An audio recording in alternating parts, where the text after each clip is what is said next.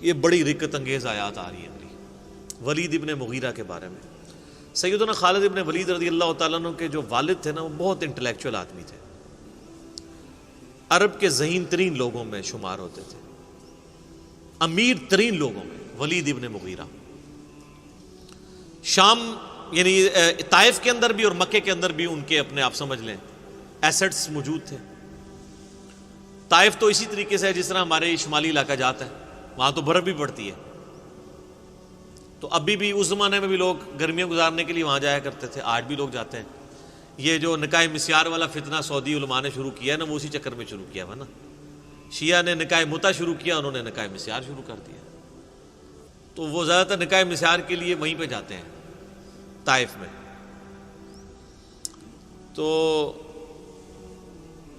اب یہ ولید بن مغیرہ جو تھا نا، یہ چونکہ ذہین بھی تھا، سمجھدار بھی تھا، بڑا جاندیدہ بندہ تھا، جیسے ہر یعنی معاشرے میں ایسے انٹیلیجنشیا ہوتا ہے، تو کافروں نے میٹنگ کر کے اس کو لانچ کیا کہ یہ جا کے نا نبی علیہ السلام سے دو ٹوک جا کے بات کریں، کیونکہ آپ علیہ السلام کی دعوت پھیلتی جا رہی ہے، تو کوئی ذہین بندہ بھیجیں مناظرے کے لیے، ٹھیک ہے، جو مناظرہ کرے۔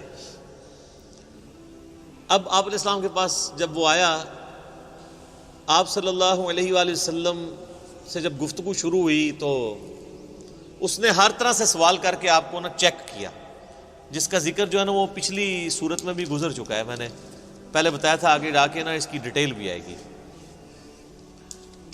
سورہ المعارج میں تھا یا سورہ قلم میں تھا، تو اب وہ نبی علیہ السلام سے ڈسکشن کر رہا ہے، پھر واپس آتا ہے اپنے وہ دار الندوہ کے اندر جہاں پہ وہ بیٹھا کرتے تھے۔ اچھا، یہ ساری چیزیں نا عمر سیریز کے اندر انہوں نے فلمائی ہیں جناب، ولید بن مغیرہ بھی دکھایا ہے، اور وہ جو میٹنگز کرتا ہے، جو مل کے آتا ہے، تو وہ بڑا اس کا چہرہ لٹکا ہوا ہوتا ہے، کیونکہ ذہین بندہ ہوتا ہے نا۔ اب وہ اس سے پوچھتے ہیں بتاؤ کیا بنا، کیا اس کو ہم جادوگر کے؟ ان کا نہیں، جادوگر نہیں ہے، جادوگروں کو میں جانتا ہوں، یہ جادو کلام جادوگروں والا ہے ہی نہیں ہے۔ پھر وہ کہتے ہیں شاعر، ان کا شاعروں کا تو مزاج ہی کچھ اور ہوتا ہے، عشق مشوقی والا ہے، اس شخص کا تو پورا کریکٹر ہمارے سامنے ہے، شاعر بھی نہیں ہے، کاہن، ان کا کاہن کہاں سے؟ ہمارے سامنے یہ پل بڑھ کے جوان ہوا ہے، اس کا کریکٹر ہمارے بالکل سامنے ہے، ایک ڈائنامک آدمی تھا، کبھی اس کا کائنوں کے ساتھ نہ کوئی دوستی رہی ہے، نہ کبھی اس کوئی کسی مجالس میں اس طرح کا شریک ہوتا تھا۔ تو وہ اچھا، اب ان کو لگا کہ گیا جی یہ ولی صاحب بھی گئے نا، تو پھر اس نے بہانے کر کے نا، اس نے کہا زیادہ زیادہ کہنا یہ کہہ دو یہ اگلے لوگوں کی سٹوریاں بیان کرتا ہے، حالانکہ قرآن میں کیا صرف اگلے لوگوں کے واقعات ہی ہیں؟ آنکھوں میں آنکھیں ڈال کے مشرکین عرب کے ساتھ گفتگو نہیں ہوئی ہے، مکی قرآن میں تو ہوئی ہوئی ہے۔ اور پھر ہاں یہ بھی کہہ سکتے ہو تم کہ ایک جادو پیچھے سے چلتا آ رہا ہے، بس اسی کی ایک کنٹینیوشن ہے، ایک بہانے کے طور پہ۔ اب اللہ تعالیٰ کو ولید ابن مغیرہ پہ سب سے زیادہ غصہ آیا، کیوں؟ کہ یار چلو باقی تو بونگے تھے، تیرے پاس تو ڈگری موجود تھی، تو نے علماء سو کا کردار کیوں ادا کیا؟ چلو جاہل آدمی تو جاہل ہوتا ہے، جب پڑھا لکھا بندہ اس طرح کی حرکت کرے تو اس پہ پھر غصہ زیادہ آتا ہے۔ اب یہاں سے اللہ تعالیٰ کا غصہ ولید ابن مغیرہ پہ شروع ہے، اور کس سخت الفاظ کے ساتھ ہے۔ اب یہ لادہ بات ہے کہ اسی کے 3 بیٹے مسلمان بھی ہو گئے بعد میں۔ ایک بیٹا تھا ان کا ولید ابن ولید، وہ خالد ابن ولید سے بھی پہلے مسلمان ہوا، اور اس کی وجہ سے حضرت خالد ابن ولید بھی اسلام سے امپریس ہوئے اور بعد میں مسلمان ہوئے، اگرچہ صلح حدیبیہ کے بعد ہوئے۔ 19 سال تک کفر کی زندگی گزاری ہے حضرت خالد ابن ولید نے، بعد میں پھر دیکھیں اللہ نے ان کو کہاں سے کہاں پہنچایا ہے، اللہ نے پھر مسلط کر دیا رومن امپائر اور پرشین امپائر کے اوپر ان کو۔ تو دوسرا بیٹا تھا خالد ابن ولید، اور تیسرا ہشام ابن ولید، یہ 3 بیٹے ہیں جو مسلمان بھی ہوئے۔ عمر سیریز کے اندر انہوں نے یہ سین بھی فلمایا ہے، جب خالد بن ولید مسلمان ہوئے نا، تو کافروں نے اب ان کو تانا دینا شروع کر دیا کہ اس نے وہ دین قبول کر لیا ہے جس کی جو ٹیکسٹ بک ہے اس میں اس کے باپ کے بارے میں اتنی سخت باتیں موجود ہیں، تو یہ کیسے تلاوت کرے گا ان آیات کی؟ تو سیدنا سالم جو بخاری مسلم میں آتا ہے 4 بندوں سے قرآن سیکھو، ان میں سے ایک ابن مسعود بھی ہیں، ابی ابن کعب بھی ہیں، اور سالم بھی ہیں۔ یہ یعنی ینگ سے نوجوان تھے، ان کے پاس حضرت خالد بن ولید آتے ہیں اور کہتے ہیں مجھے قرآن سکھاؤ۔ یار اسلام بڑوں بڑوں کی اکڑ توڑ دیتا ہے، یہ عرب کے لوگ یہ غلاموں کو تو جوتی کے برابر نہیں سمجھتے تھے، اور کدھر اسلام ہے کہ وہ ایک غلام زادے سے کہہ رہے ہیں کہ مجھے یار قرآن سکھاؤ۔ تو انہوں نے کہا ٹھیک ہے، ان کا سب سے پہلے مجھے وہ آیات سکھاؤ جو میرے باپ کے بارے میں نازل ہوئی ہے۔ ہائے ہائے ہائے، سر کتنا جگرا چاہیے! اور وہ انہوں نے جو سین فلمایا ہے نا، وہ بندے کے آنسو نہیں رکتے۔ آپ اگر عمر سیریز میں وہ دیکھ لیں کہ کیا کیفیت ان کے اوپر طاری ہوتی ہے، کتنا ان کو پسینہ طاری ہو جاتا ہے۔ یار آپ ذرا امیجن کریں نا کہ ہم میں سے کسی کے ماں باپ کے بارے میں قرآن میں آیات ہوں کہ اللہ تعالیٰ فرمائے کہ اس کو ہم عنقریب دوزخ کے اندر جھونکیں گے، جہاں وہ نہ زندوں میں ہوگا نہ مردوں میں، اور یہ کہنے والا اس کائنات کا مالک ہو، جس کے اوپر کسی کی دھونس نہ چل سکتی ہو، جس کا فیصلہ کوئی ریورٹ نہ کر سکتا ہو، تو اس بندے کی کیا کیفیت ہوگی؟ اب وہ آیات شروع ہو رہی ہیں۔ اب آپ کو ان آیات کے اندر درد جو محسوس ہوگا نا، وہ اس ساری گفتگو کے بعد آپ فیل کریں گے اس کو۔ ذرنی ومن خلقت وحیدا، اے نبی چھوڑ دیں اس کو جس کو ہم نے اکیلا پیدا کیا تھا، یعنی یہ اکیلا پیدا ہوا تھا، لیکن اس کی آج یہ جرت سورۃ القلم میں آتا ہے نا اس کے بارے میں، اکیلا تھا اور اللہ نے اس کو اتنا نوازا۔ کیسے؟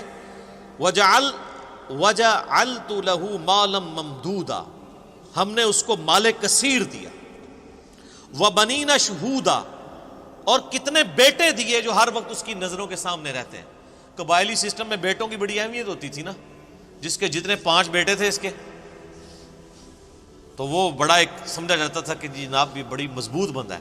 اللہ فرماتا ہے اکیلا پیدا ہوا تھا، اتنا کمزور تھا، میں نے اسے اتنا مال دیا، عرب کا امیر ترین شخص یہ بن گیا، میں نے اس کی آنکھوں کے سامنے رہنے والے اس کو بڑے یعنی بیٹے دیے، 5 بیٹے۔ وَمَهَّدتُّ لَهُ تَمْهِيدًا، اور ہم نے اسے ہر طرح کا دنیا کا سامان عطا فرمایا تھا۔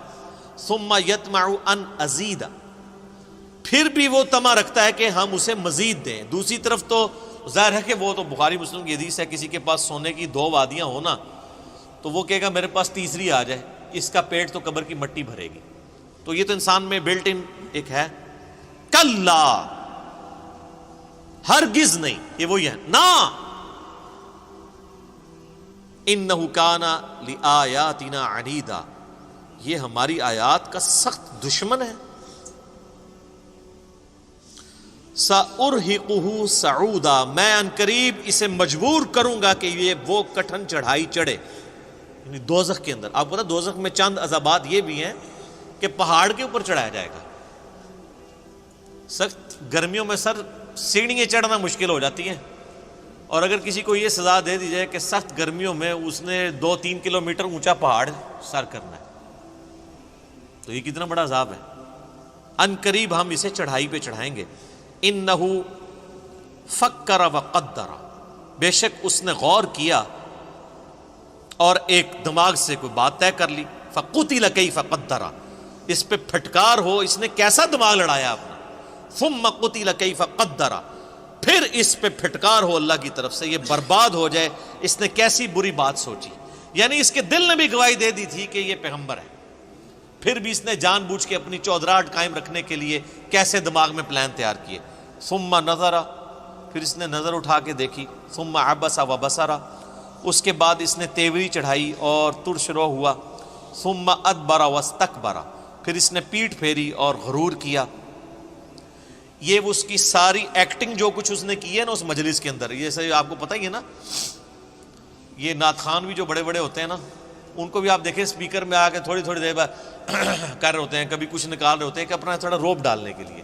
علماء کے ہاں بھی آپ کو نظر آئے گا جو بڑے بڑے ہیں نا، ان کی خاص قسم کے وہ ذرا سا ایسے کرتے ہیں تو ایک ساتھ بندہ رومال لے کے آ جاتا ہے، ٹھیک ہے نا، تھوڑی ایکٹنگ، اور پھر تھوڑا سا کتاب پڑھی ہے تو وہ اینک تھوڑی سی ایسے کر لی ہے، ایسے کر کے سائڈ پہ کر لی ہے، پھر ایسے کر کے ایسے ایسے، یہ جو سٹائل ہوتے ہیں نا صرف اپنا علمی روب جھاڑنے کے لیے، یہ سارے کام وہ بھی کر رہا تھا تو اللہ تعالیٰ نے اس کو نقل کیا ہے کہ کبھی یوں کرتا ہے، یوں دیکھتا ہے، جیسے بڑا کو بڑا فلاسفر ہے ان کو بڑی وڈی گال کر لگا ہے، وہ کڈی کے گال ہے انہیں، وہ دیکھ لو تسی۔ فقال ان ھذا الا سحر یؤثر، ہاں یہ کہہ سکتے ہو یہ جادو ہے جو پچھڑوں سے چلتا آ رہا ہے، ان ھذا الا قول البشر، یہ تو نہیں ہے مگر ایک انسان کا ہی کلام ہے۔ سأصلیہ سقر، ان قریب میں اسے جہنم میں جھونکوں گا، وما ادراک ما سقر، تمہیں کیا سمجھ یہ جہنم کیا ہے، یہ جہنم کی آگ کیسی ہے، لا تبقی ولا تذر، نہ باقی رکھے اور نہ ہی چھوڑے، قرآن میں آتا ہے ثم لا يموت فیہا ولا یحیا، نہ وہاں کوئی زندوں میں ہوگا پھر نہ مردوں میں۔ سورہ فرقان میں آتا ہے آج ایک موت نہیں کئی موتیں مانگو، وہ کافر کہیں گے اللہ موت آ جائے جان ہی چھوڑ دے، لیکن موت نہیں آئے گی۔